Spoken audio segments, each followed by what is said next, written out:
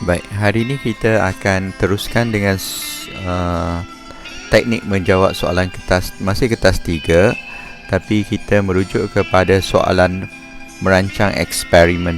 Okay? So, soalan ketiga ni atau soalan kadang-kadang soalan 2, dia melibatkan 17 markah. So, jawapan kita perlu jawab ikut keperluan soalan.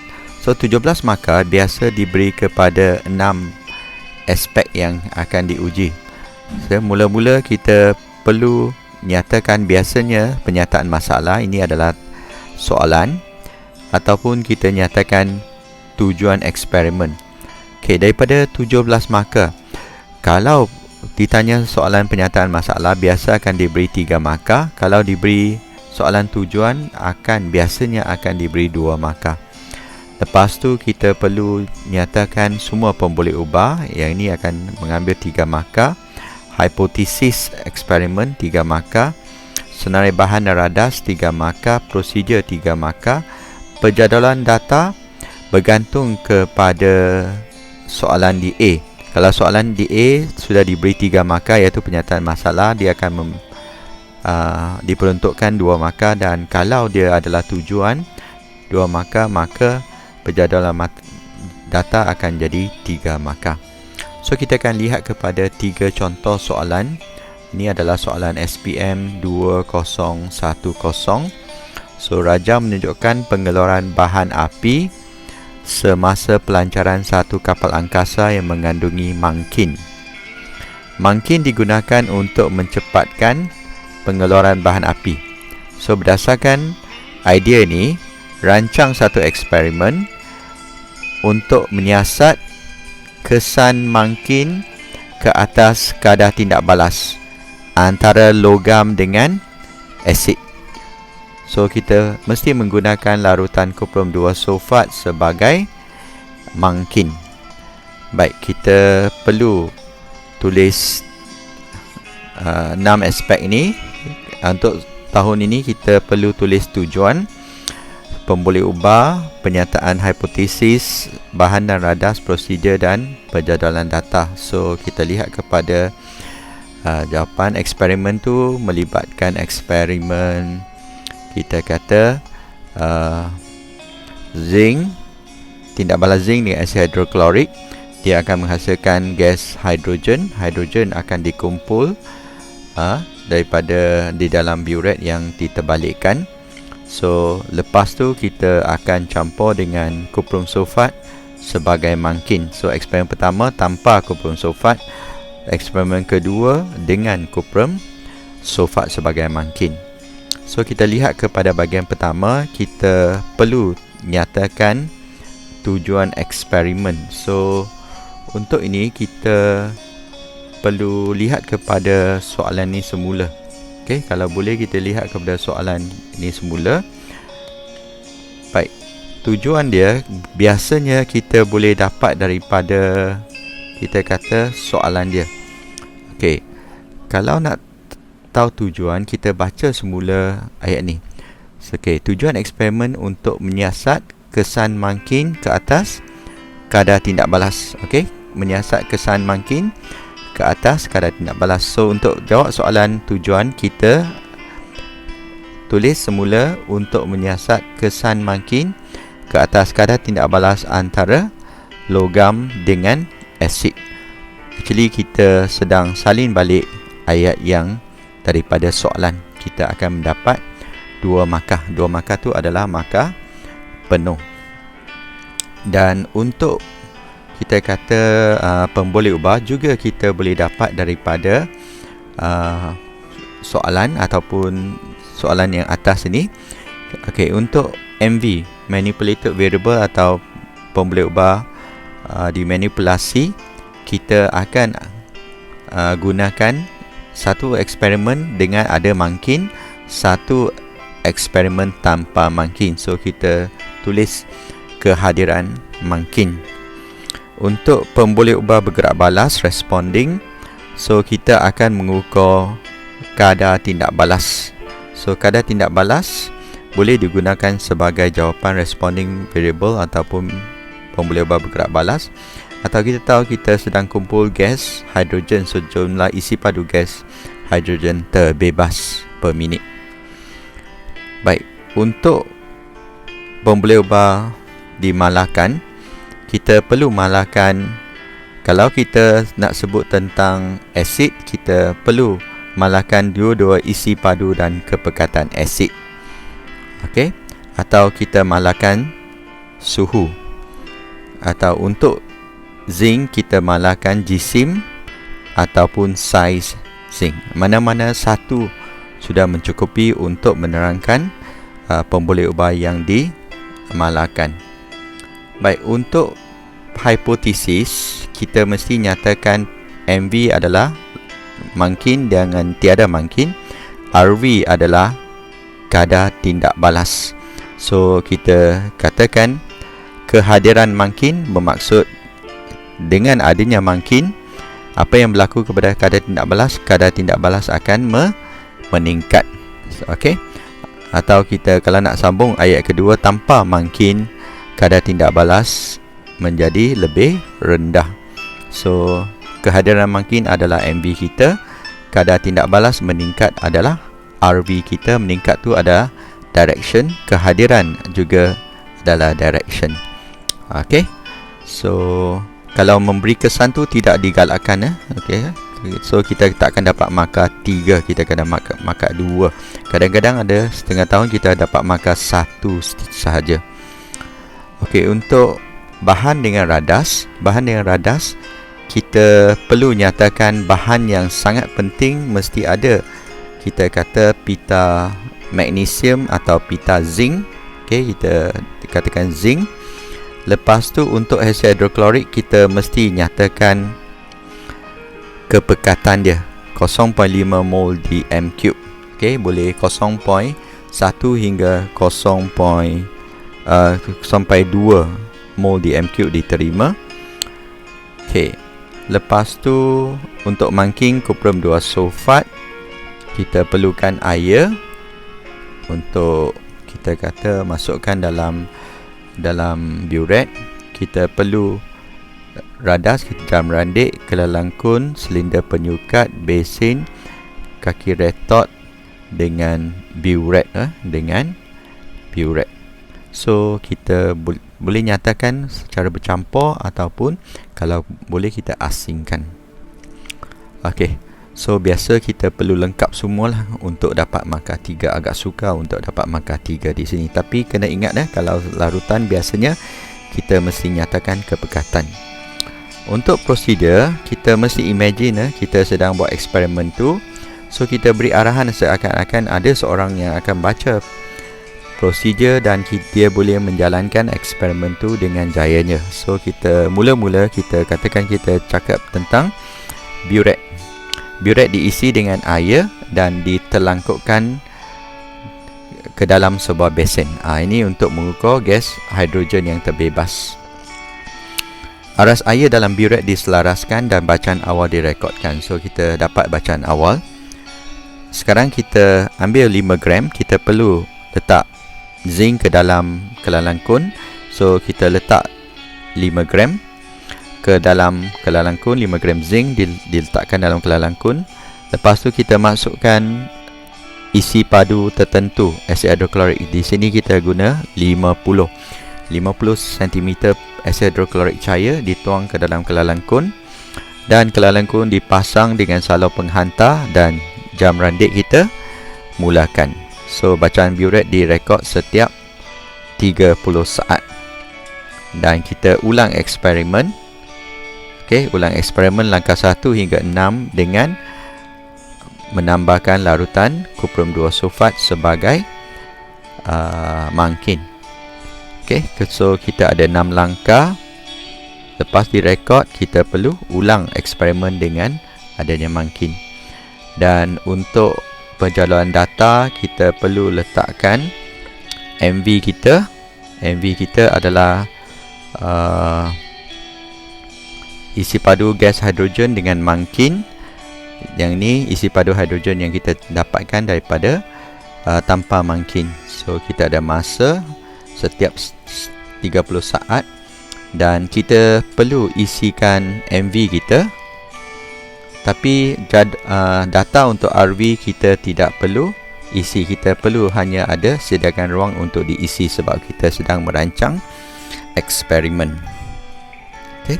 Baik, kita lihat kepada contoh satu lagi, SPM 2012.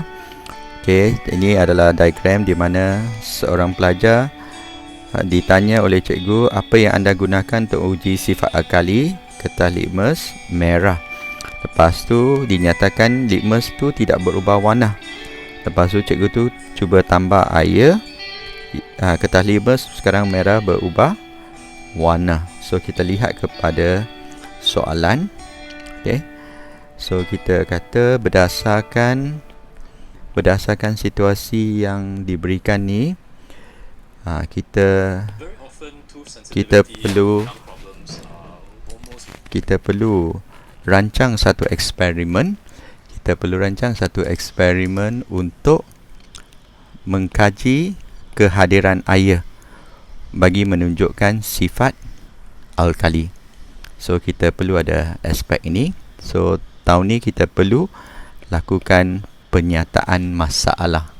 Kita perlu lakukan penyataan masalah. So di sini kita terus ke jawapan. So balik ke sini, kalau kita lihat kepada soalan yang dikehendaki. Okey, kita lihat kepada penyataan masalah. So kita perlu rancang satu eksperimen mengkaji kehadiran air menunjukkan sifat alkali. Okey. So kita cuba rangka satu soalan melibatkan kehadiran air dan menunjukkan sifat alkali. So kita kata bagaimana kehadiran air membantu satu alkali menunjukkan sifat kealkalian. Okey. Atau kalau kamu nak cakap yang lebih senang, adakah kehadiran air diperlukan untuk menunjukkan sifat alkali. Sebab kita nak kaji kehadiran air menunjukkan sifat alkali. So kita rangka satu soalan untuk penyataan masalah, rangka satu eksperimen untuk satu soalan untuk menghubungkaitkan kehadiran air dengan menunjuk sifat alkali. Baik, MV kita boleh ubah dimanipulasi. Okey, kita perlu kehadiran air. So ada air atau tanpa air. So kita boleh ringkaskan dengan kehadiran air. RV kita adalah sifat alkali. Okey, sifat alkali yang kita dapat daripada soalan, ataupun kita nak tulis sebagai perubahan warna kertas litmus merah, sebab merah akan tukar kepada biru. So pemboleh ubah dimalahkan adalah kertas litmus yang kita gunakan atau jenis alkali yang kita gunakan. Okey, untuk hipotesis kita boleh nyatakan MV kita mesti ada air. Lepas tu RV kita adalah kertas litmus tu. So kita nyatakan kehadiran air menyebabkan kertas litmus merah bertukar menjadi biru. Lepas tu tanpa air atau tanpa kehadiran air, warna kertas litmus tidak berubah. Okey. So untuk bahan dengan radas, kita boleh pilih sebarang alkali yang kita kata yang biasa. Kita boleh pilih mana-mana alkali natrium hidroksida, kalium hidroksida ataupun amonium hidroksida. Kita ada air dan kita ada kertas litmus merah, dan kita perlu apparatus ataupun radas tabung uji, spatula atau sudu. Okey. So kita digalakkan untuk lukis gambar raja kalau boleh, sebab kadang-kadang kita lupa nak tulis bahan atau radas. Kita boleh kadang-kadang dibantu oleh gambar raja. Baik, untuk prosedur kita masukkan 1 spatula kalsium hidroksida dalam 2 tabung uji. Bermakna kita masuk kalsium hidroksida, kita ada 2 tabung uji, kita masukkan kalsium hidroksida dalam 2 tabung uji. Tuangkan air ke dalam 1 saja. Okey, kita letak air dalam 1 tabung uji. Goncang dan kacau eksperimen campuran. Lepas tu kita masukkan ketalimus dua-dua ke dalam setiap tabung uji dan kita rekod. Okey, kita tak payah ulang sebab kita dah buat terus dalam 2 tabung uji. Okey, kita buat dalam 2 tabung uji, makna kita sudah ulang. So untuk tabelas penjadualan data, kita tulis MV kita. Okey, kalsium hidroksida tanpa air, kalsium hidroksida dengan air dan pemerhatian. Yang ini kita tidak perlu isi. Baik, kita terus ke soalan yang ketiga. Soalan ketiga ni melibatkan, kita lihat kepada perbualan 4 pelajar ni. Apa yang berlaku apabila kuprum 2 sulfat dilarutkan dalam air? Larutan biru terbentuk, kuprum 2 sulfat terlarut dalam air. Bagaimana dengan plumbum sulfat? Plumbum sulfat tidak larut dalam air. Lepas tu kita lihat kepada soalan merujuk kepada perbualan rancang satu eksperimen. So kita perlu rancang satu eksperimen untuk mengkaji kelarutan garam dalam air. So kita perlu gunakan 2 contoh garam larut, garam sulfat yang larut. Okey, garam sulfat yang larut dan 2 contoh garam sulfat yang tak larut. Okey, eksperimen kita perlu penyataan masalah dan juga aspek-aspek lain. So kita lihat kepada jawapan yang kita boleh buat. Okey, pertama adalah penyataan masalah. Penyataan masalah ni kita lihat kepada soalan semula. Okey, soalan, kalau kita lihat kepada soalan, dia mengkaji ketelarutan garam sulfat dalam air. So kita tanyalah soalan dari segi ketelarutan garam sulfat. Adakah semua garam sulfat larut dalam air? Okey. Atau kita boleh tanya soalan, ada tak garam sulfat larut atau tak larut dalam air? So yang ini yang paling senang lah. Adakah semua garam sulfat larut dalam air? Dan pemboleh ubah dia. Okey, pemboleh ubah kita nak guna garam sulfat yang berbeza-beza. Okey, ada garam sulfat yang larut. Okey, semua garam sulfat yang larut adalah, katakan kita boleh guna kalium sulfat, natrium sulfat. Yang tak larut adalah plumbum sulfat dengan barium sulfat. Responding variable ketelarutan dalam air, dan yang dimalahkan adalah kita kata mungkin jisim garam ataupun isi padu atau su air. Baik, untuk hipotesis kita nyatakanlah ya, MV kita adalah garam sulfat. So RV kita larut. So setengah garam sulfat larut dalam air, manakala yang lain tidak larut. So MV kita adalah garam sulfat. Ada yang larut. Okey, larut adalah RV, ada yang tak larut. Okey. Material apparatus kita perlu guna 2 garam sulfat yang larut. Di sini kita letak kuprum 2 sulfat, magnesium 2 sulfat. Dan yang tak larut kita guna plumbum sulfat dan kalsium sulfat. Mengapa kita pilih 4 garam? Kalau kita masih ingat, soalan dia kata berdasarkan 2 contoh garam sulfat larut dan 2 contoh garam sulfat tak larut. Okey, so air adalah bahan yang kita perlu. Radas, okey, bika, kita perlu ada bika, tabung uji, spatula dan rod kaca. So prosedur dia, okey, kita masukkan dalam bika, okey, air 25 cm3. Lepas tu masukkan 5 gram kuprum sulfat. Okey, kita masukkan 5 gram kuprum sulfat Dan kita perlu goncang atau kacau campuran dan catatkan pemerhatian sama ada larut atau tidak larut. So kita ulang langkah 1 hingga 4 dengan menggunakan magnesium sulfat, kalsium sulfat dan plumbum sulfat. Okey, dan seterusnya tabulas perjalanan data. So kita ada MV kita, semua garam sulfat yang kita gunakan, dan pemerhatian adakah larut kita tak perlu isi, dan kita dapat selesaikan ataupun habis soalan untuk SPM 2013. So kita belajar sampai takat ini untuk merancang eksperimen.